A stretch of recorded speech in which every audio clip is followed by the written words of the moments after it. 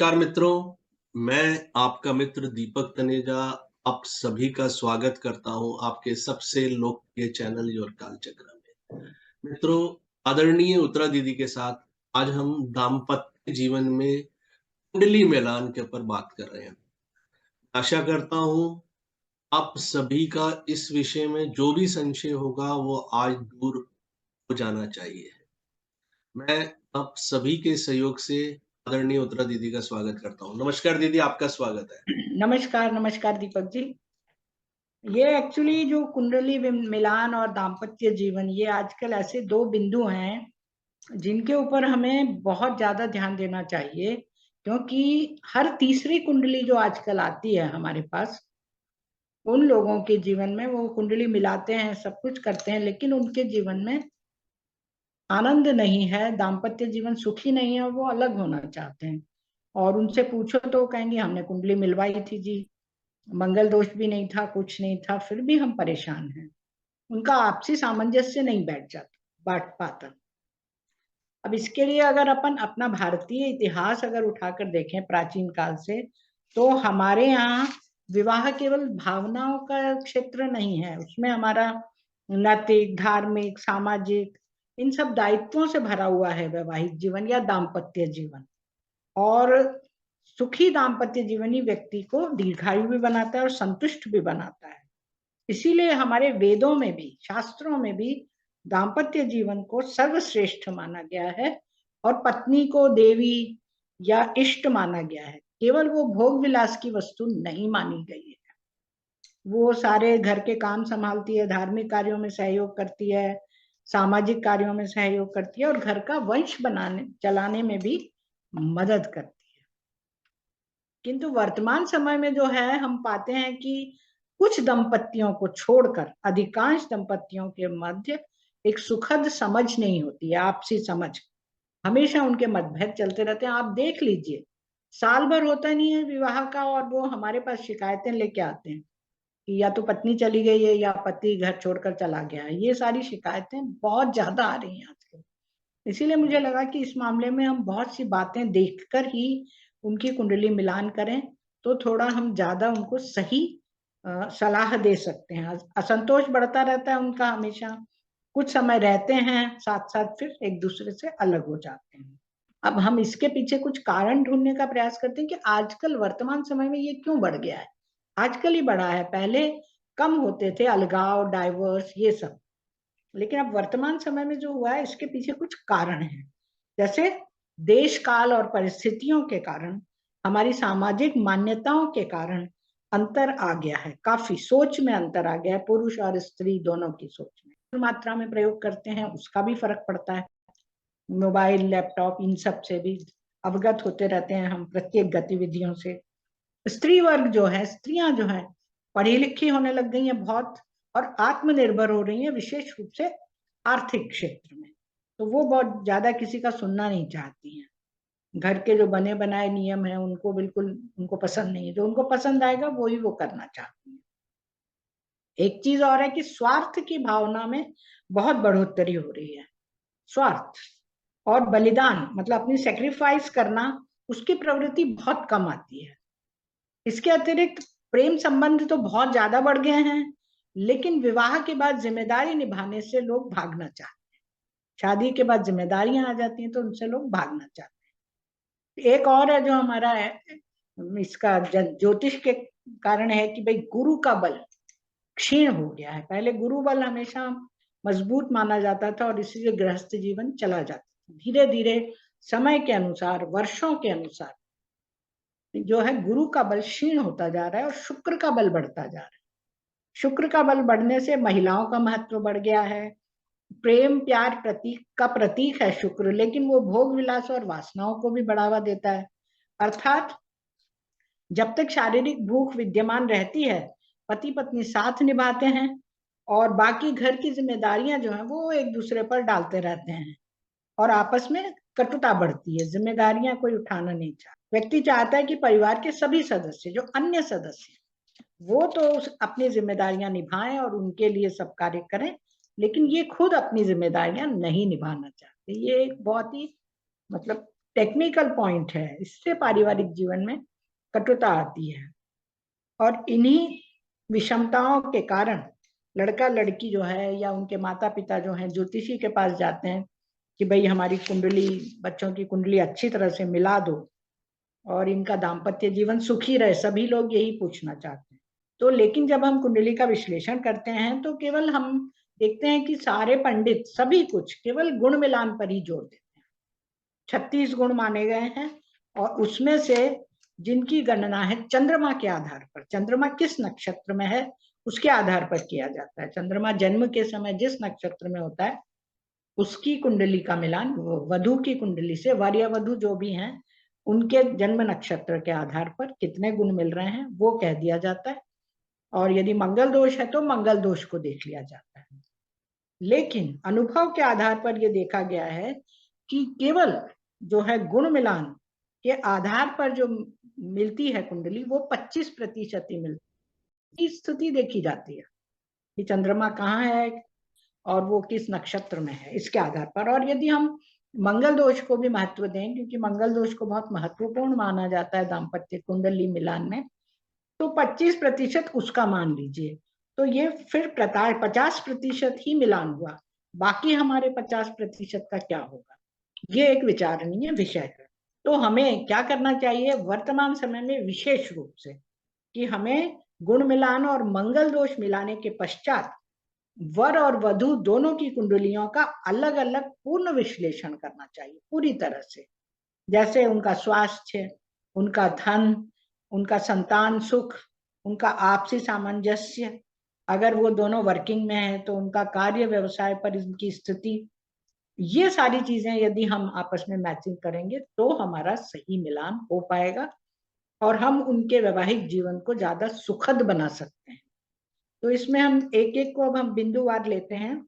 Number 1 है इसमें कि वर वधु दोनों की लग्न क्या है। सबसे पहले लग्न, जिस प्रकार हम चंद्र राशि का षडाष्टक देखते हैं कि चंद्र राशि वर और वधु की षडाष्टक नहीं होनी चाहिए एक दूसरे से 6, 8 में, उसी प्रकार हम दोनों का लग्न से लग्न का भी षडाष्टक देखना अत्यंत आवश्यक है, क्योंकि इससे दोनों का स्वभाव, स्वास्थ्य और प्रकृति, ये हमें तीनों देखने को मिलती है कि वो उचित सामंजस्य उठा पाएंगे, बैठा पाएंगे या नहीं बैठा पाएंगे, दोनों का स्वास्थ्य कैसा रहेगा, उनके वैचारिक मतभेद किस प्रकार के रहेंगे और चरित्र की विशेषताएं क्या क्या होंगी, ये हम लग्न भाव से देखते हैं, जिसको हमें अलग अलग देख लेना चाहिए।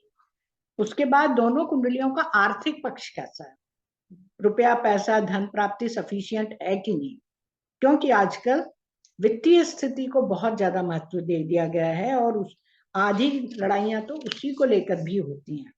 तो उनका रुपया पैसा जो है उसकी वित्तीय स्थिति अच्छी तरह से देख लेनी चाहिए।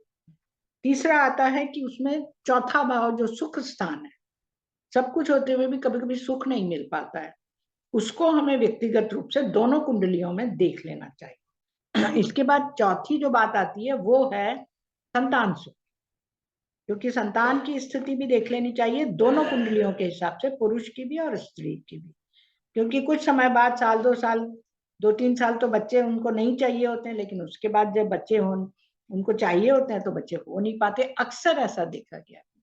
क्योंकि एक तो लेट मैरिज होती है, लड़कियां भी आजकल 30 साल 25-30 साल के पहले शादियां नहीं करना चाहती, न कैरियर बनाना चाहती, तो ऐसे में उनका संतान सुख देखना अत्यंत आवश्यक है। कल अपवाद भी जुड़ गए हैं कि भाई IVF वगैरह करवा लेते हैं, लेकिन बहुत सारे प्रोसेसिंग में जाना पड़ता है। उसके बाद आता है सप्तम भाव, दोनों का देखिए उनका आपसी सामंजस्य किस प्रकार का बैठेगा, ये हम सप्तम भाव से देखते हैं दोनों से कि भाई वो दोनों जीवन साथी स्वस्थ रहेगा या नहीं, और लग्न और सप्तम पापग्रस्त तो नहीं है, ये अवश्य देखना चाहिए कि लग्न और सप्तम दोनों भाव पापग्रस्त होते हैं तो परेशानी आती है। फिर आजकल क्योंकि दोनों लोग कार्य करते हैं, नौकरियां करते हैं, तो दोनों की कुंडलियों में कार्य और व्यवसाय की स्थिति भी देख लेनी चाहिए। लड़की की तो विशेष रूप से हम देखते ही हैं कि भाई वो सफल रहेगा कि नहीं, लेकिन यदि हम लड़की भी देख रहे हैं कि वो भी सर्विस वाली है, तो उसकी कुंडली में हमें ये देखना चाहिए कि वो कार्य व्यवसाय के बाद साथ साथ घर के कार्य या बच्चों के लिए वो कुछ समर्पित रहेगी या नहीं। तो अगर वो नहीं रह पाती है या नहीं मैनेज कर पाती है तो भी मुश्किल आती है फिर पारिवारिक जीवन में, और आपस में मतभेद या कटुता बढ़ती जाती है। इसके बाद दोनों का एकादश भाव भी देखना चाहिए, क्योंकि एकादश भाव जो है स्थायी मैत्री बताता है, परमानेंट टाई ऑफ फ्रेंडशिप। तो ये देखने के लिए दोनों का कि भाई एकादश भाव अच्छा है कि नहीं, अगर अच्छा होगा तो उनकी स्थायी मित्रता देगा और वो फिर एक दूसरे को नहीं छोड़ पाएंगे। अगर वो नहीं होगी तो फिर वो तुरंत अपनी मित्रता से हट जाएंगे, एक दूसरे के प्रति कोई लगाव नहीं रहेगा।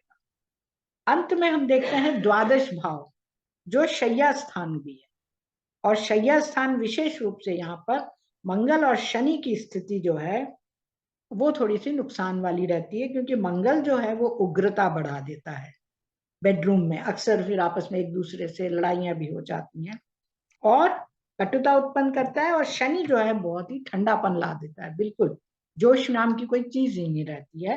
तो इससे भी जो है रिश्तों में, उनके आपसी रिश्तों में गर्माहट नहीं रह पाती है और वो एक दूसरे से विरक्तता का अनुभव करते हैं जीवन साथी। इसके बाद एक और बात आती है, महत्वपूर्ण है, वो है कि कुंडली में छठे और 12वें भाव में यदि बहुत ज्यादा ग्रह हैं या बहुत सारे ग्रह छठे 12वें भाव के सिग्निफिकेटर हैं, सूचक हैं, तो भी वो लोग जो हैं, वो ग्रह जो हैं, पति पत्नी को अलग अलग रहने के लिए मजबूर करते हैं।